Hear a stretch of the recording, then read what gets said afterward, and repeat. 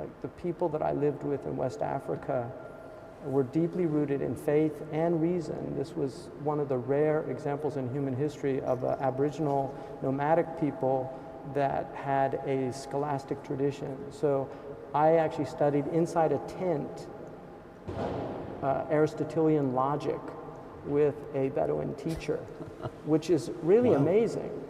And I'll just give you an example that in the Islamic tradition, there's a 4th century scholar, Abu Bakr al-Baqallani, who came up with a unique atomic theory of the world. And Putnam, in his book on the history of atomic theories, actually argues in the chapter on Islamic atomic theory that this is a unique theory, that it doesn't come out of Greek thought.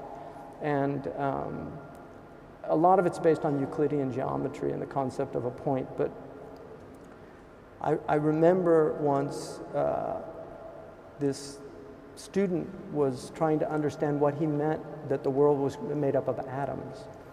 And my teacher, he took a handful of sand and he blew it, and he said, if the veil was lifted, you would see everything look like this.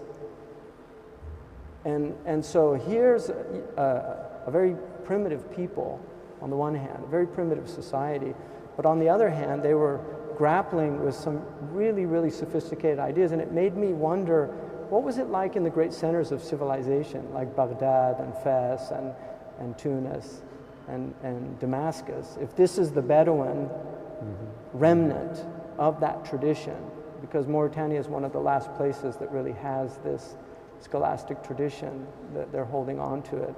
And so I think the importance and centrality of rooting things in reason for the Abrahamic peoples it was so central to the tradition.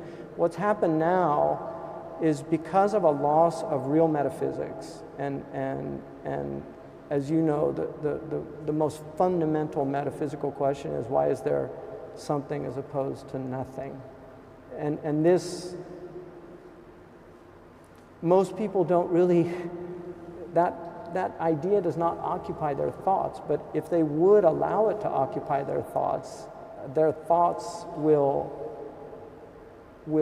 automatically make an exponential leap from where they are in their unexamined existence to really having a difficult question put in front of them. And I think modern people don't realize how profound that question is. And then the other thing I would add to that is, because science, as you know, the science today is the only acceptable methodology to examine reality. So empirical science is the only way that we can really examine reality. That philosophy in its medieval sense of the word, or even ancient sense of the word, is seen now as really meaningless statements, that it's purely speculative thought, and that's because the idea, if we're in this church and this is all we know of the world, we don't know about Princeton, let alone New Jersey, let alone the United States, let alone the planet Earth, let alone the universe. We're just in this church, and we've been here all our lives, and this is all we've ever known. And if somebody escapes and comes into the church and tells us there's a whole other world out there, most of the people in the church would find that very difficult to believe, that this is all they've ever known. And one of the problems with modern thought is they deny the possibility of ever getting outside of material reality. And yet thought itself is an immaterial reality, and therefore thinking about it is already being outside of it.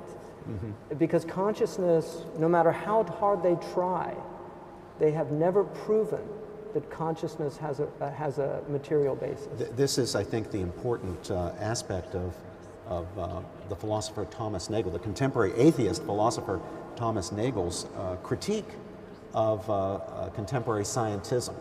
whether it's Darwinian or otherwise, that we cannot come up with a purely material, scientific explanation of consciousness itself. It does seem to be an immaterial